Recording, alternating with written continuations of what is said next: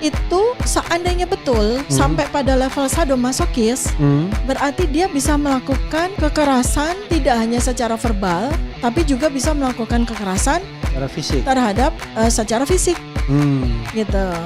Nah ini kan menjadikan yang bersangkutan ini berbahaya kan? Apakah kepada pasangan, apakah kepada orang di sekitarnya, apakah kepada orang yang menjadi partnernya, apakah kepada orang yang seperti itu.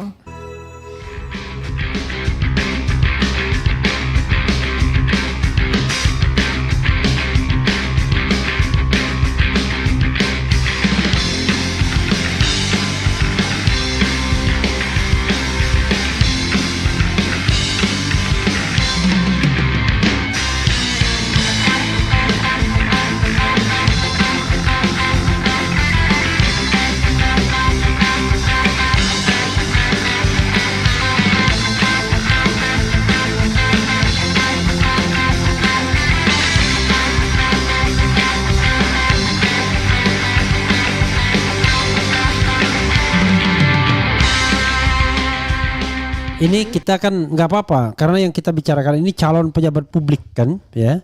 Ini artinya kita sudah bukan mengasumsikan lagi ya. Ada ruang 0,1% kalau menurut Roy Suryo. Kan Roy Suryo bilang 99,9%, tetapi seandainya ya. Jadi di RH Channel itu membuat polling. Pollingnya itu berapa persen keyakinan Fufu Fafa itu adalah G kan? Saya kasih 3 pilihan ya, mungkin saya schizophrenia juga. Jadi saya kasih pilihan 100%, kemudian 99,9% dan tidak tahu. Ternyata dari 46.000 nih ya, harus kacamata lagi. Jadi ya dari 46.000 orang yang voting atau yang ikut ini, yang mengatakan 100% itu 86%. Yang mengatakan 99,9% itu 9%, yang mengatakan tidak tahu 4%. Berarti standar taraf signifikansinya sudah tercapai. Iya. Karena taraf signifikansi itu di atas 85%. Jadi very significant ya. Ya. Nah, jadi itu yang keyakinan survei ya. Sebagai sebuah survei ya. Ya, sebagai sebuah polling lah ya. Polling ya, belum survei ya. Belum survei ya, polling. Tapi polling cuma walaupun polling diikuti 46.000. Bukan di 1.200 ya kan. Sampel size-nya sangat representatif. Ya, sangat gede gitu ya. Oke. Dok, tadi kan harus dijawab. Tadi bahaya apa enggak itu kan? Iya. Nah, tadi saya lagi ngaitin kan ketiga fenomena ya. Iya. Kalau saya nggak bisa mengatakan ketiga penyakit enggak. Saya mengatakan ketiga fenomena. Oke. Tanda dan gejala skizofrenia. Oke. Obsessive compulsiveness. Skizofrenia. Ya, Oke. Skizofrenia. Yeah. Obsessive compulsiveness dan adiksi ada di dalam satu tubuh seseorang. I see. Dan bagaimana kita lihat betapa brutal kata-kata yang disampaikan. Saya agak begini, bukan loncat pikir, tapi koheren ini ya, koheren. Kalau seseorang itu memiliki adiksi seksual, kemudian dia punya kepribadian obsesif kompulsif, dan dia punya gangguan jiwa skizofrenia, itu biasanya dia sadomasokis. Oh, sadomasokis itu sadomasokis. Dia suka menyakiti diri sendiri? Bukan, sadomasokis itu ini sebuah istilah yang spesifik ya. Untuk menunjukkan ada sebuah abnormalitas dalam hubungan seksual, di mana dia mendapatkan kepuasan dengan menyiksa pasangan seksualnya, sadomasokis ya. Nah, biasanya relate gitu. Relate tuh dalam arti apa? Kalau kita melihat dari situ, maka kita bisa melihat bahwa yang bersangkutan itu seandainya betul sampai pada level sadomasokis, berarti dia bisa melakukan kekerasan tidak hanya secara verbal, tapi juga bisa melakukan kekerasan secara fisik terhadap secara fisik, gitu. Nah ini kan menjadikan yang bersangkutan ini berbahaya kan? Apakah kepada pasangan, apakah kepada orang di sekitarnya, apakah kepada orang yang menjadi partnernya, apakah kepada orang yang seperti itu? Nah itu yang kita jadi khawatirnya kan di situ. Oke, gitu. Dok, saya mau lompat lagi. Ada nggak yang dokter tambahan sebelum saya lompat pernyataan dokter yang lain? Ya sebetulnya intinya tuh gini, sebenarnya kalau seseorang dia punya gangguan jiwa, kayak dia punya dia ada seorang skizofrenia, kayak dia seorang obsessive compulsiveness, kayak dia seorang adiksi kayak dan sebagainya. Tapi ketika kemudian dia menjadi sebuah objek pemilihan gitu ya, lalu kemudian dia jadi, itu kan nggak bisa gugur. Ya, oke. Ya makanya kan saya bilang di di channel yang lain ya, saya bilang bahwa kalau memang sepakat tidak ada sesuatu yang bisa digunakan, saya nggak ngerti ya, saya bukan orang hukum, jadi sangat awam di situ. Kalau ada sesuatu perangkat atau alat apapun, tools apapun. Yang bisa dilakukan untuk menganulir, ya udah berarti saya dokter bilang better untuk menganulirnya. Ya misalnya begitu ya. Kalau ada perangkat ya. Dong. Ya karena potensi untuk melakukan kekerasan terhadap orang lain itu kan tinggi sekali di sini kan. Ya kan. Nah tapi sebagai seorang dokter saran saya apa?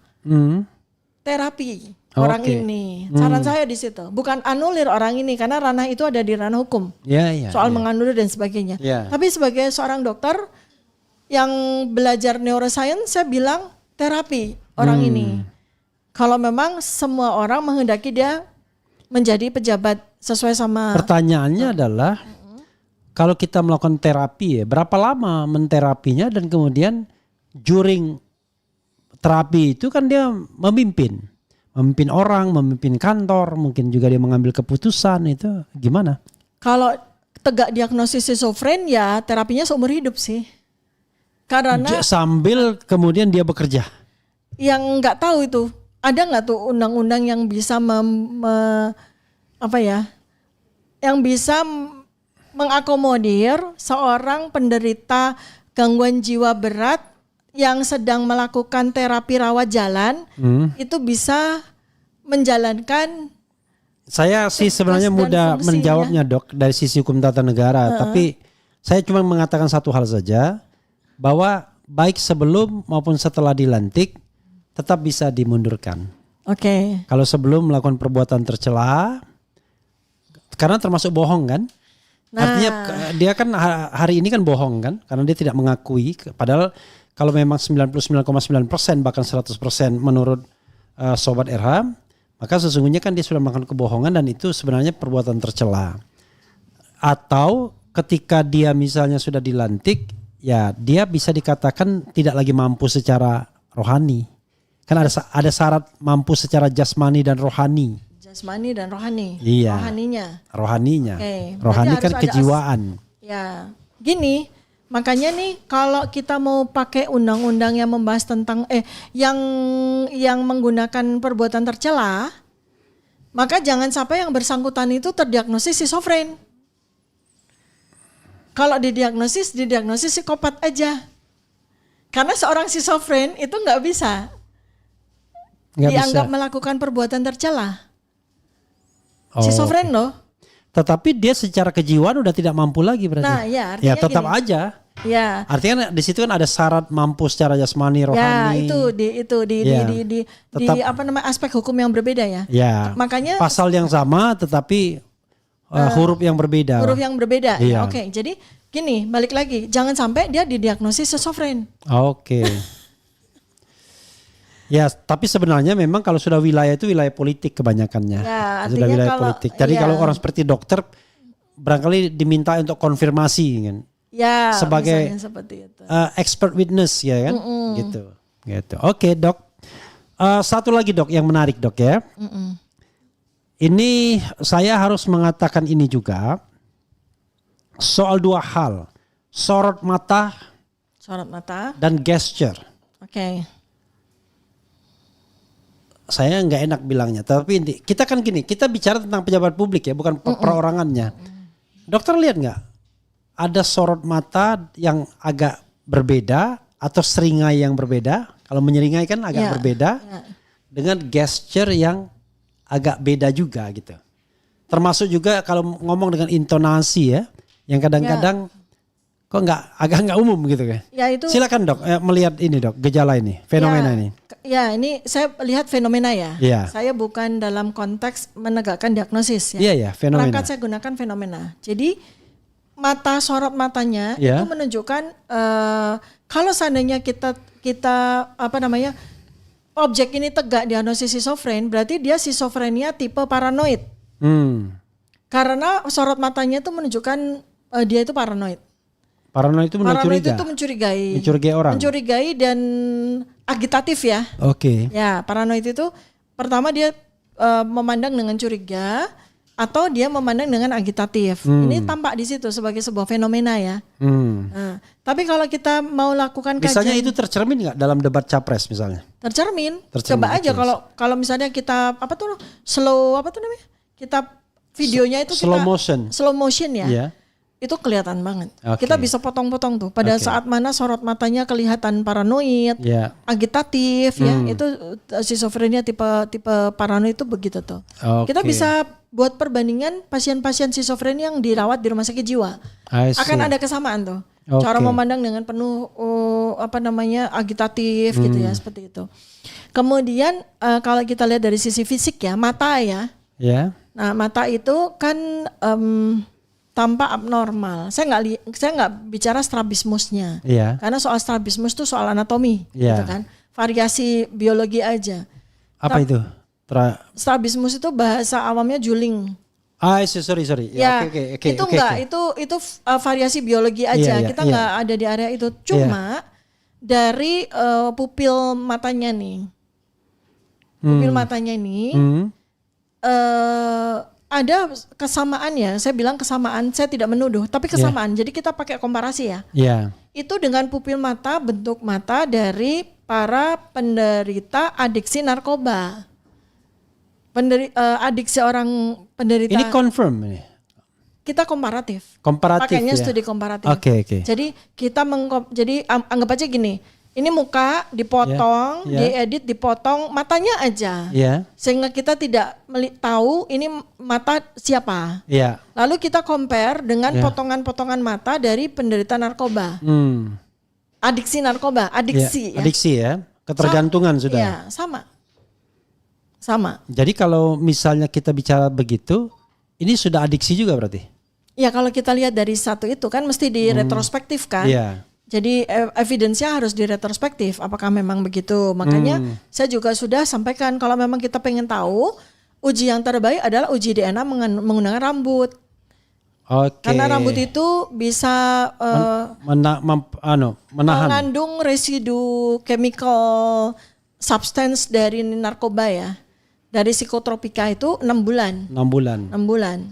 Jadi, untuk mengetahui apa 6 bulan terakhir pakai atau enggak. Ya, gitu misalnya seperti itu. Lebih jauh dari itu ya nggak bisa gitu. Nggak bisa kecuali record, ada medical record dia ya. Atau ya ada bukti-bukti yang menunjukkan misalnya dia memang melakukan itu atau dia ini tertangkap CCTV dan sebagainya. Itu yang bisa kita jadikan sebagai data-data untuk mendukung apakah seseorang yang memiliki mata seperti ini, sorot mata seperti ini adalah dia possible untuk kita nyatakan sebagai suspek adiksi narkoba gitu. Dok, tadi kan dokter bicara mengenai beberapa adiksi ya. Suspek narkoba, tadi seksual gitu. Ini sebenarnya ada nggak benang merahnya itu ya? Apakah ini bawaan lahir atau benang merah karena sebuah perilaku, misalnya leksi karena narkoba misalnya gitu. Ya, kalau adiksi biasanya karena environment ya, karena internal environment atau external environment. Artinya seseorang itu berada di dalam sebuah keluarga nurture ya, pengasuhan dari orang-orang yang adiksi misalnya gitu. Adiksi apapun ya. Mulai narkoba sampai korupsi misalnya gitu. Maka dia secara nurture dia akan DNA-nya, informasi genetiknya itu akan memproses apa yang dia lihat itu sebagai sesuatu yang sah-sah saja dilakukan. Artinya kan itu menjadi sebuah gene environment interaction. Gene artinya informasi genetik bersama dengan environment itu terjadi interaction yang membuat informasi genetika itu berubah seiring waktu. I see. Ketika pajanan itu terus-menerus terjadi. Oke, yang tadinya mungkin bagi orang nggak benar, tapi karena disajikan terus jadi benar. Ya, dan dia bisa terinfluence dan seterusnya gitu. Makanya kan dalam bahasa awam saya bilang gangguan jiwa itu nular. Itu karena konteksnya begitu. Sebuah ilmu nih ya, confirm, stabil ilmunya nih, kuat. Ya legitimasinya namanya gene environment interaction. Interaksi antara genetika dengan lingkungan. Oke, Dok, ini ada pertanyaan sedikit ya. Menurut saya penting juga nih, Bang Refli. Kalau perilaku G, kita sebut aja G, yang usianya sudah 37, tapi suka bermainan-mainan anak-anak. Kan waktu pindah itu kan mainan anak-anak semua. Dan pernah juga terlihat dia main sepeda-sepedaan di istana. Ya. Itu apa yang bisa dokter lihat? Di satu sisi, kita melihat gambaran yang ganas tadi kan. Bisa marah, bisa meluapkan emosi ya kan. Ya. Tapi di sisi lain, dia seperti anak-anak gitu, childish gitu. Ya bukan childish, itu perilaku bizarre. Bizarre itu apa? Bizarre itu perilaku abnormal yang tidak cocok dengan usia. Itu dari sisi misalnya ya dia dengan secara sengaja ya. Jadi masih relate jadi ya? Iya, secara provokatif itu. Dia sengaja anak buahnya memvideokan dia lagi mengawasi mainan-mainan dia. Itu kan provokasi tuh. Menunjukkan bahwa ini aku kayak gini. Padahal dia tidak tahu bahwa itu adalah tanda-tanda gangguan jiwa. Nah, di mana relasinya? Di gangguan obsesif kompulsif. Gangguan obsesif kompulsif. Ya. Kemudian perilaku kekanak-kanakan itu bizarre. Namanya bizarre. Bizarre tuh dia nggak cocok yang dia lakukan dengan. Nggak connect gitu ya? Iya. Bukan childish, bukan. Bukan. Jadi dia melakukan sesuatu yang tidak connect dengan usianya ya, dengan seharusnya dia seperti apa gitu ya. Ya, kalau kita lihat dari data-data konsisten, kan nggak cuma itu perilaku bizarnya dia. Misalnya contoh, dia itu ketika menjabat sebagai pejabat di kota tersebut, kan, itu kan mobil dinasnya dia gonta-ganti warna kan, dengan warna yang aneh, dengan warna yang macam-macam seperti itu. Yang di framing oleh anak buahnya tuh sebagai ini milenial leader dan padahal itu bizarre. Dan kalau kita lihat korelasi antara perilaku yang lain kan konsisten bizarnya. Iya. Ya kan itu bukan dia milenial dia begitu, enggak. Itu bizarre. Termasuk kemudian dia main sepedaan di istana dengan sepeda kecil dan sebagainya. Itu perilaku yang bukan childish, immature bukan, tapi bizarre. Artinya apa? Pesan yang dia sampaikan kepada publik adalah saya bisa melakukan apa saja loh. Berarti di aspek, kalau benar itu aspek itu waham dia masuk. Waham. Dok, kalau misalnya kita pakai skala kepemimpinan ya. 25 ke atas itu adalah orang very excellent. Katakanlah nilainya 75 ke atas sampai 100, excellent. Kalau misalnya 50 ke atas sampai 75 mentok, itu rata-rata. Kalau 25 ke atas sampai 50 itu buruk. 25 ke bawah sangat buruk. Kalau ada 4 kategori ini, dokter mau memasukkan Fufu Fafa ini di area mana? Dia nggak bisa dimasukkan not even itu skala 1 sekalipun. Nggak bisa, karena skala itu nggak bisa dipakai untuk dia. Bagaimana kita bisa mengukur skala kepemimpinan dari seseorang yang mengalami gangguan jiwa berat tipe schizofren? I see. Nggak bisa. Kalau begitu ya tidak ada cara lain kecuali di terapi. Bukan di terapi, kecuali di impeach atau digagalkan pelantikannya. Walaupun itu hak dia, tetapi kan kalau dia tidak lagi memenuhi syarat, ya kan? Skizofrenia, kemudian adiksi seks dan lain sebagainya, ya kemudian tadi mengalami obsesif kompulsiveness delusional. Wah itu berat sekali. Oke dok, biar agak objektif sedikit, coba kita bacakan beberapa komentar dari sobat era sekalian. Dan nanti dokter barangkali bisa wrap up pembulatan lalu closing statement ya. Oke. lagi nih ya. Ada juga bilang, you wanna help people or forcing people? Kita tidak dalam posisi apakah help atau force gitu ya, tetapi dalam posisi untuk menyajikan satu fenomena ya. Fenomena. Ya. Kira-kira ada nggak pengalaman bawahannya ketika dia menjadi wali kota Solo? Saya tidak bisa jawabnya, dokter juga nggak bisa. Betty Nurbaiti, bahaya ini orang gangguan jiwa berat menjadi pemimpin. Waduh, gawat nih. Gas terus Bang Refli, jangan kendor. Kita nggak lagi main gas, kita main fenomena fakta aja. Kalau menurut saya jenis narkoba sabu-sabu kalau dilihat cara berpikirnya doi ya, I don't know exactly ya. Hebat nasib rakyat bisa dibawa orang macam gini. Bye bye big data, tukar jet pribadi yang dikorbankan rakyat. Lo punya uang, lo punya kuasa. Kemudian terapinya dilakukan di rumah sakit jiwa. Ngeri-ngeri sedap Bu Dokter. Saya agak susah juga mencari mana yang relevan karena bercampur aduk dengan hujatan. Kritik. Masih ada gitu hujatan? Iya masih banyak. Maksudnya hujatan untuk kita juga iya, untuk sana juga iya gitu loh. Oh I see. Iya, Bang Refli Harun, kalau perilaku Gibran yang usianya oke sudah tadi ya. Pemimpin cermin pendukungnya, skizoma bahaya, itu gila kali kalau wapresnya kena itu. Begitu ada yang bilang begitu ya. Mereka yang menerima mendapat berkat, namun mereka yang menolak selamat. Maksudnya apa nih? Kenapa bisa sehebat dan sekebal seperti itu ya Jokowi dan keluarganya, itu beda lagi ya. Kemudian Fufu-fapa bahaya ban serep ya kan, memang dalam hukum tata negara wakil presiden di ban serep ya. In case presidennya bermasalah dia akan menjadi presiden kita. Lagi dari kedokteran, siapkan suntik saraf jabu. Oke, silakan dokter, kira-kira mau menyampaikan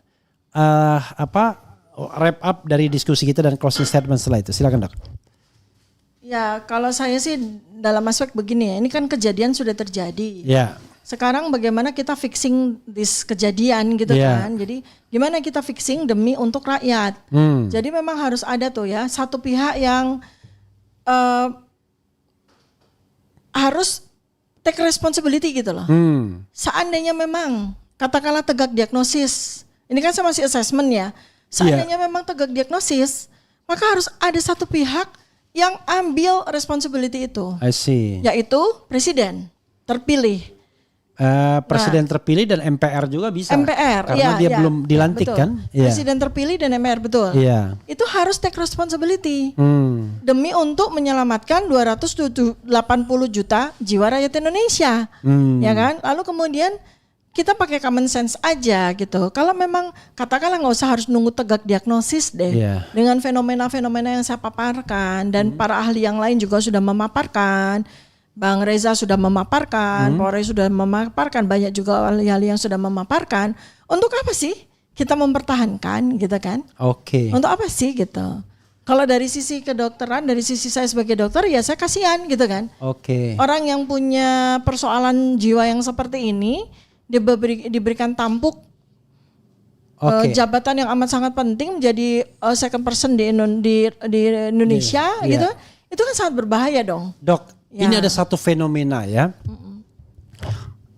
Kan sebagai wakil presiden terpilih itu sudah sangat common thing kalau dia datang menghadiri acara-acara.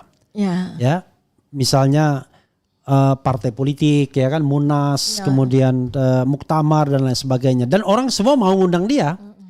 Tapi saya lihat nggak pernah hadir tuh. Di PAN tidak hadir kalau saya tidak salah ya. Di Nasdem tidak hadir. Rapimnas Gerindra tidak hadir. Dan yang paling lucunya adalah di pelantikan DPR tidak hadir juga. Padahal mantan-mantan presiden saja itu hadir. Apalagi ini yang mau berapa hari lagi dilantik. Iya. Itu ketidakhadirannya setelah insiden Fufu Fafa ini keluar kan. Fenomena Fufu Fafa ini keluar. Ya artinya ya justru malah kayak semakin menunjukkan bahwa Fufu Fafa ini ya itu yang dituduhkan oleh orang. Atau memang ada masalah yang kemudian di-recognize orang dengan lebih jelas ya. Ya gitu.